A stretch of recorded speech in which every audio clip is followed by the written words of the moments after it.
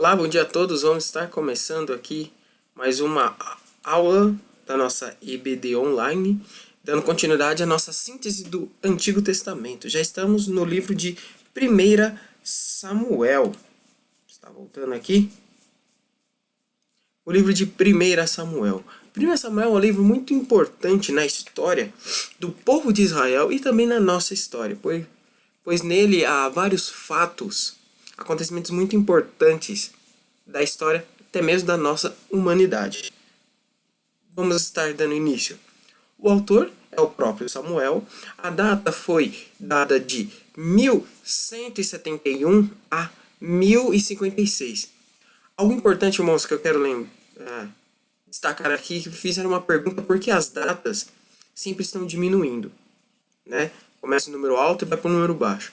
Temos que saber que no Antigo Testamento o calendário é colocado como uma contagem regressiva até o nascimento de Cristo. Por isso esse AC, antes de Cristo. Então a data começa bem grande mesmo e vai se diminuindo até chegar próximo ao nascimento de Cristo. Tá bom? Tem período que abrange esse livro, mais ou menos 60 anos. Tá bom? E qual é o propósito dele?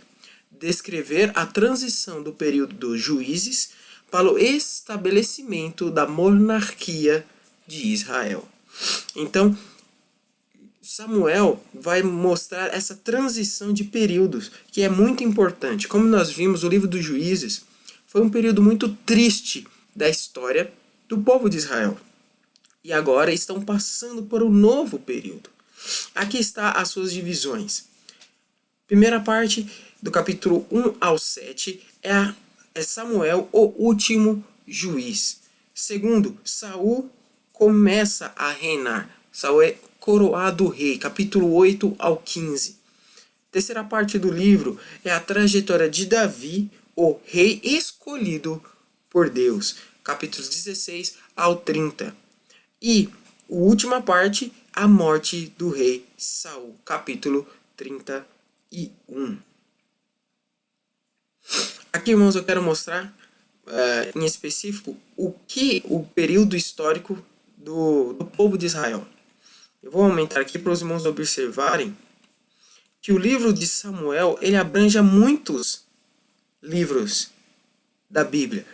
A história dele também faz parte dos livros de 1 Crônicas. Aqui é a história de Saul, não é? Contando um pouco do seu reinado. Isso aqui também fala da vida, fala da vida de Davi. E no período de 1 Samuel, muitos dos salmos que nós temos hoje foram escritos nesse período. Então, aqui nesse período histórico, muitos acontecimentos ocorreram. Mas o que nós estamos tratando aqui, em especial agora, é a vida de Saul como o primeiro rei de Israel. E aqui vai os pontos notáveis. O poder da oração é demonstrado muitas vezes nesse livro. Acho que é muito fácil para os irmãos lembrar da oração de Ana, a mãe de Samuel, que não podia ter filhos, e ela ora pedindo a Deus, e Deus a atende. Também temos muitas outras orações de Davi, clamando a Deus, buscando a orientação de Deus. Então, o livro mostra como a oração é tão poderosa na vida daqueles que confiam em Deus. Segunda coisa notável é que o título Senhor dos Exércitos é apresentado pela primeira vez neste livro. Então, um título que nós damos a Deus tão conhecido, tão famoso, é apresentado aqui, neste livro, pela primeira vez na Bíblia.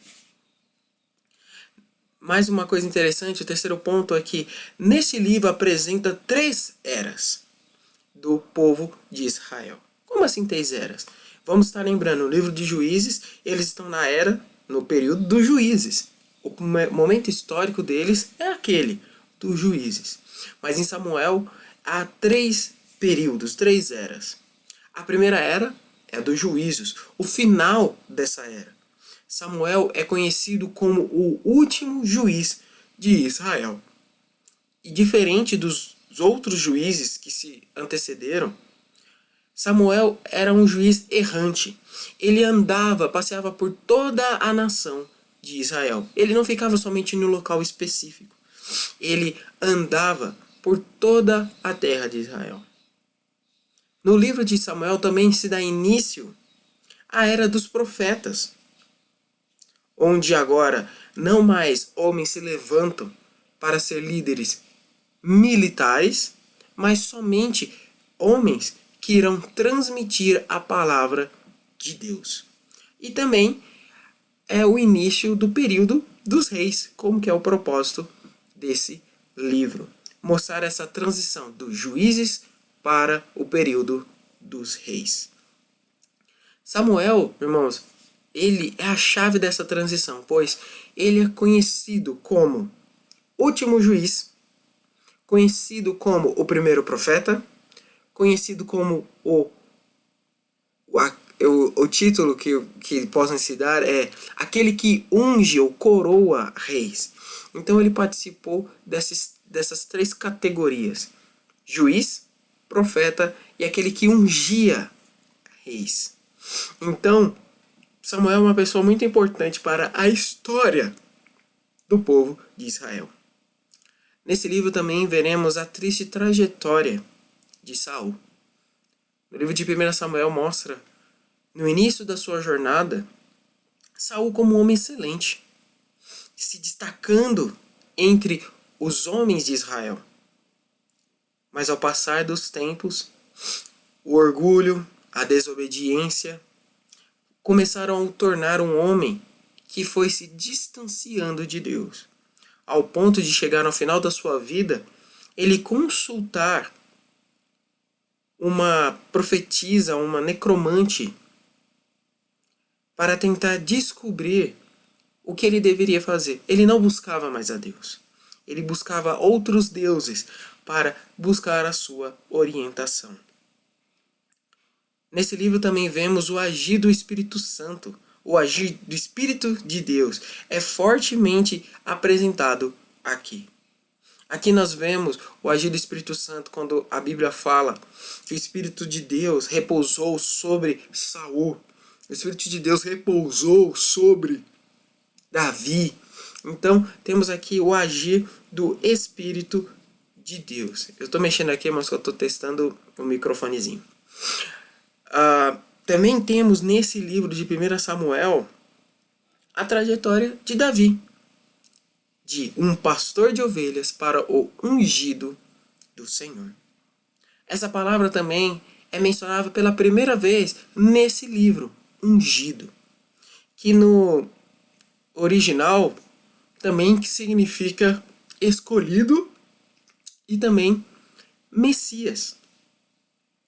Só que quando nós colocamos o ungido do Senhor, o escolhido, também tem a conotação de Messias, porque Messias é o escolhido. Então, quando o povo de Israel colocava o Messias no futuro visando a Cristo, era uma representação dizendo o escolhido, o ungido de Deus.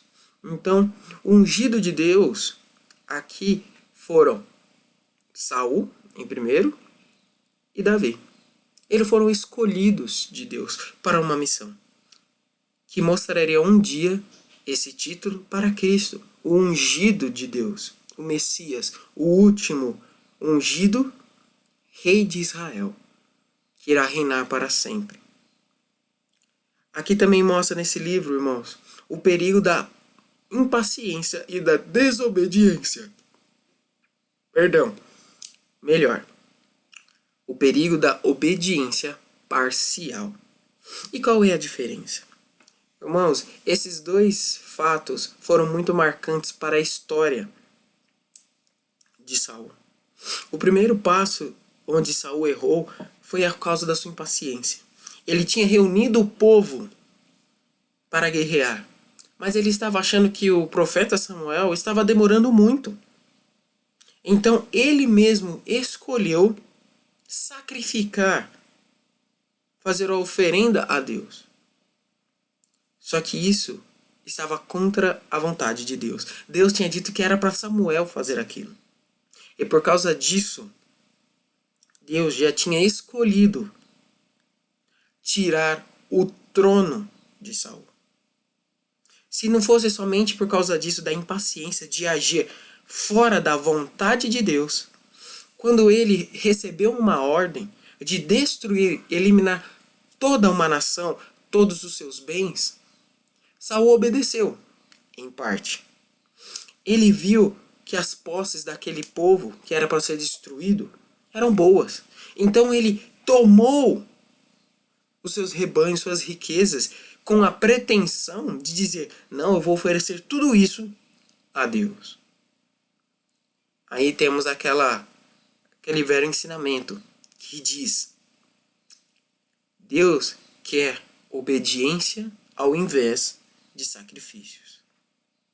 Irmãos, Deus está muito mais interessado em nosso coração, na nossa prontidão em obedecê-lo, do que fazer algo, mostrar algo para as pessoas.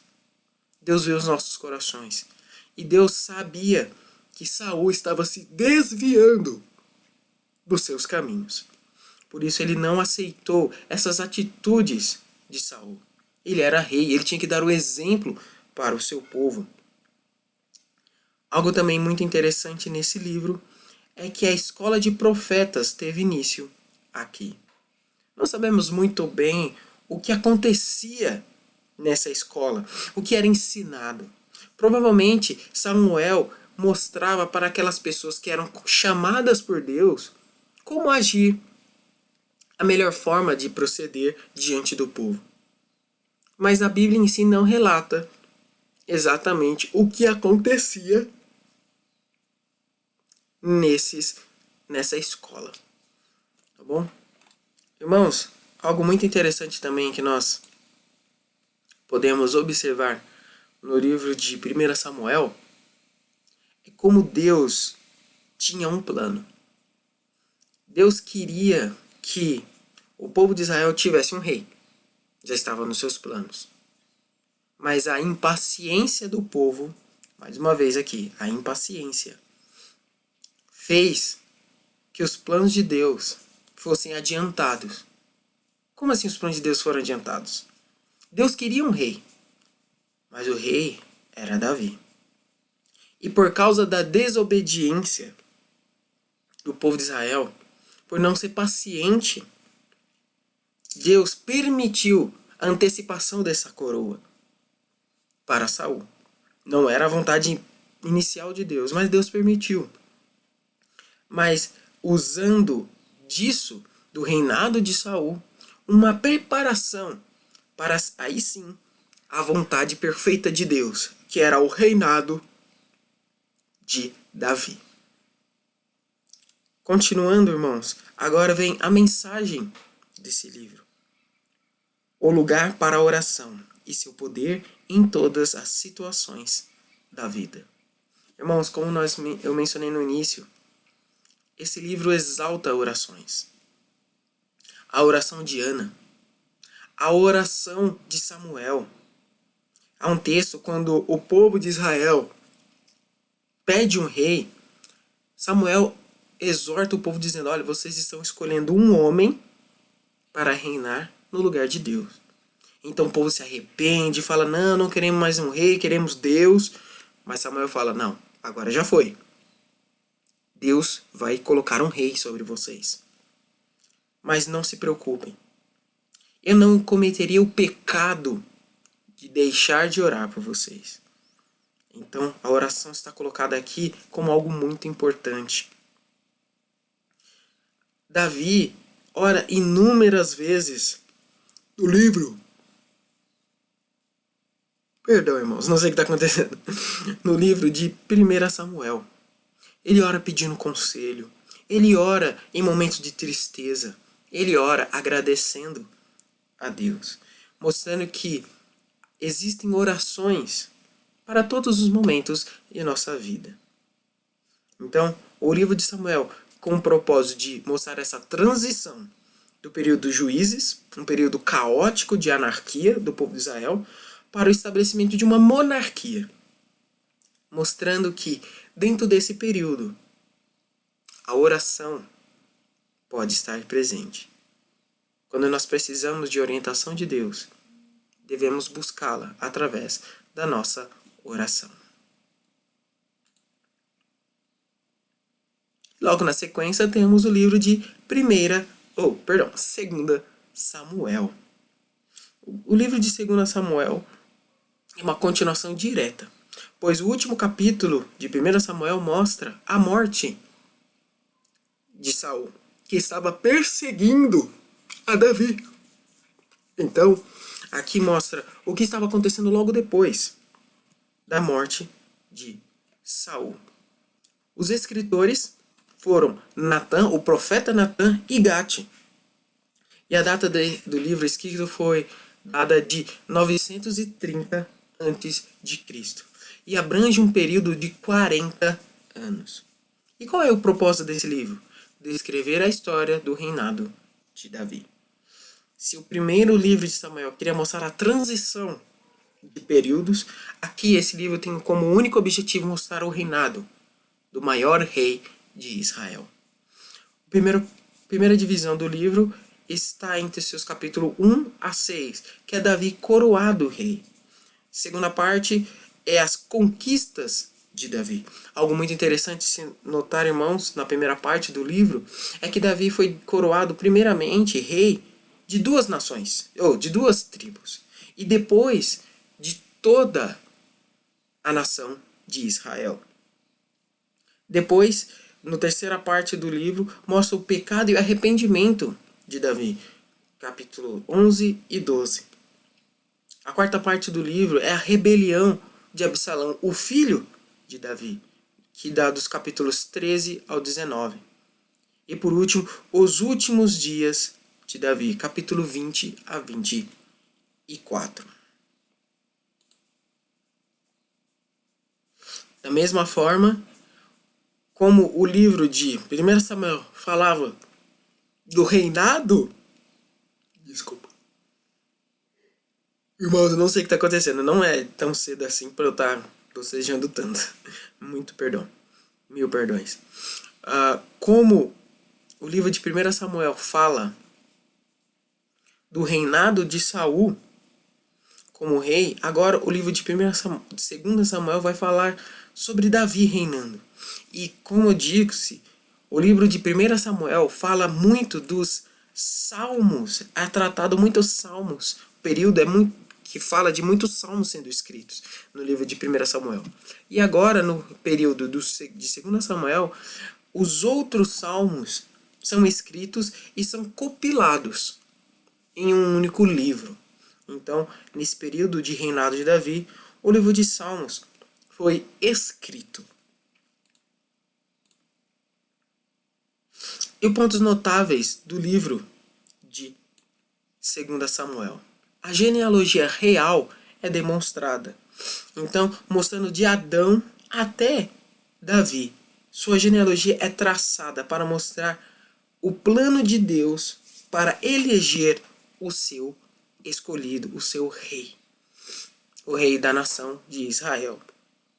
Davi traz estabilidade ao reino e recupera a Arca da Aliança. No período dos juízes, irmãos, a Arca da Aliança tinha sido roubada.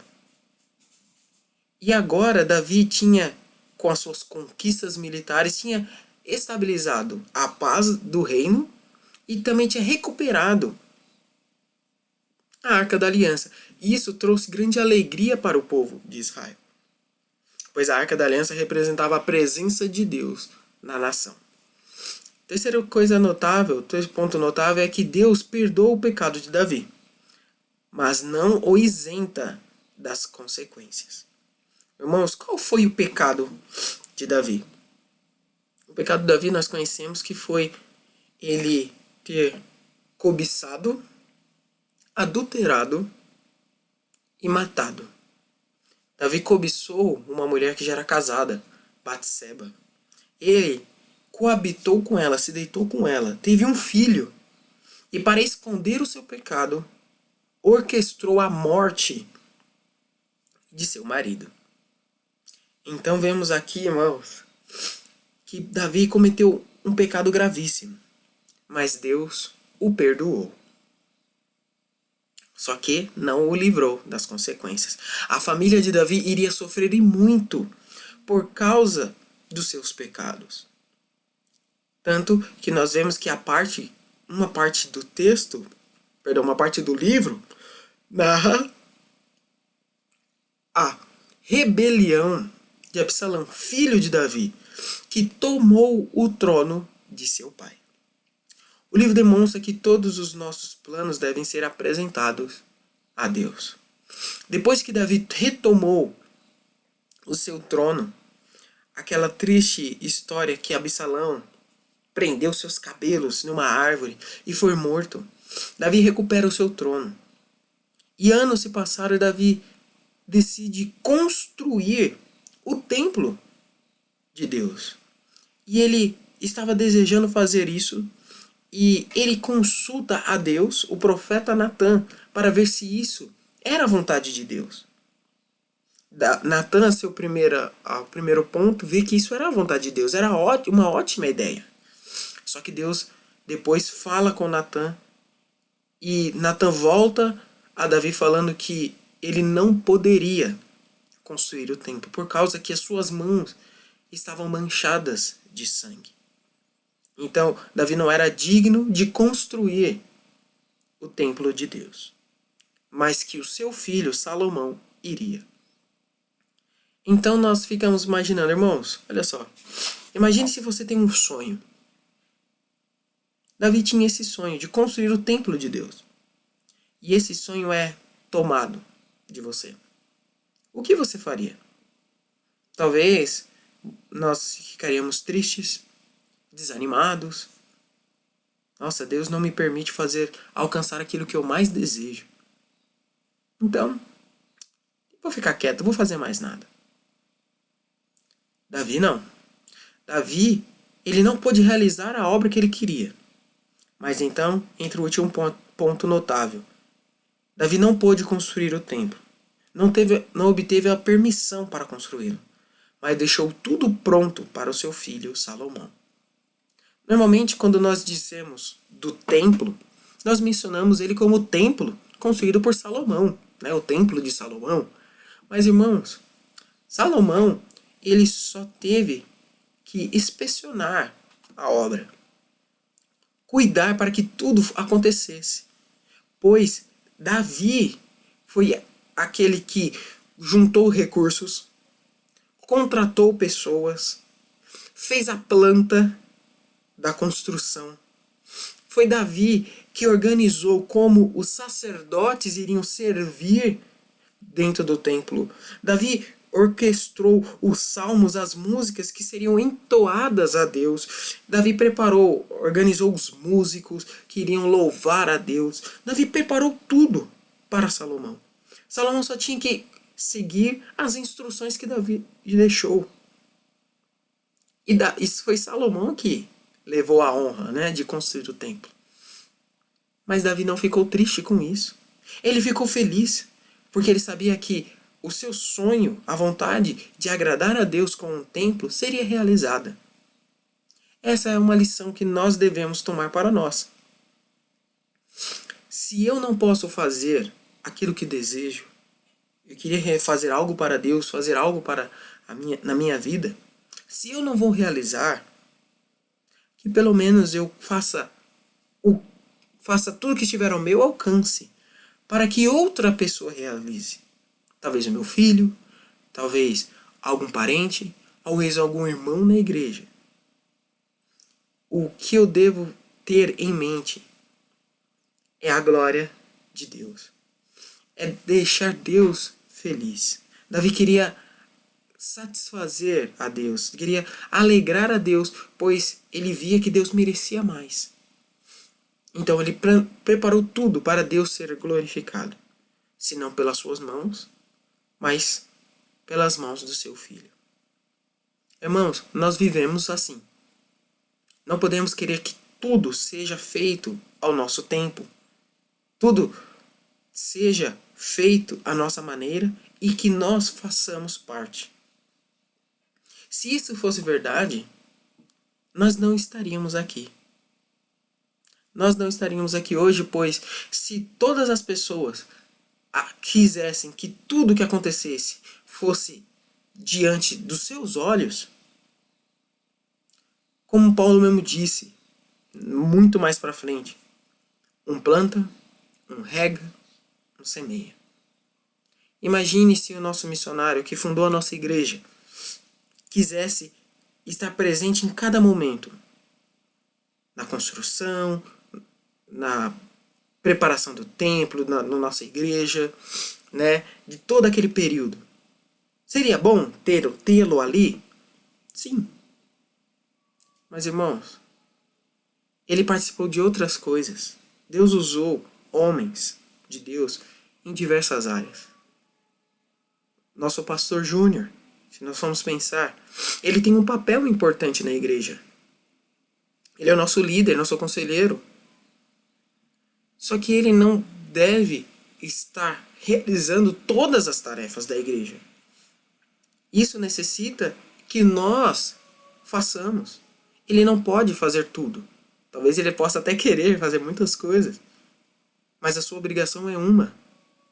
É ensinar, é orar por nós, é nos aconselhar, nos instruir na palavra de Deus. E nós, como parte da igreja, devemos fazer outras coisas. E se nós queremos fazermos muitas coisas, infelizmente nós não vamos conseguir e vamos ficar frustrados. Temos que saber, olha, eu tenho que fazer o meu melhor para Deus. E se eu não vou conseguir fazer o que eu queria, eu vou deixar tudo pronto para que outra pessoa venha e realize. Não me importo se é essa outra pessoa que terá a glória.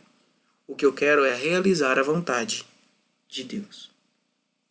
E a mensagem desse livro, irmãos, é: estais certos que o vosso pecado vos descobrirá. Irmãos, a trajetória de Davi é uma trajetória muito bonita, diferente de Saul. Por quê? Saul começou bem. E a sua vida do auge só foi ladeira abaixo. Davi começou muito bem. Também teve um declínio. Só que ele não ficou ali. Ele reconheceu seus pecados. Sofreu as consequências de tudo o que ele fez. Só que Deus o poupou. Deus o perdoou. E por causa do perdão de Deus, Davi voltou a subir. E teve paz no final de sua vida. Ele estava perto de Deus novamente. E por isso, a trajetória de Davi foi tão perfeita. Porque pelo menos, diferente do seu antecessor, que morreu longe de Deus, Davi, no final de sua vida, estava ao lado de Deus. É assim que nós também devemos viver. Nós podemos, iremos cair, iremos cometer falhas, mas temos que reconhecer nossos pecados e pedir perdão a Cristo. E buscar estar sempre próximo a Ele, fazer o melhor para a sua glória. Exatamente como Davi. Irmãos, o livro de 2 Samuel mostra como o pecado pode ser destrutivo em nossas vidas, em nossas famílias. Mas também mostra como Deus é misericordioso, pois Ele sempre irá nos perdoar, se nós chegarmos até Ele e pedirmos o seu perdão. Esse são o conteúdo da história de 1 e 2 Samuel. Que Deus esteja nos abençoando nesse dia e que nós possamos estar buscando cada dia mais e mais estar na presença do nosso Deus.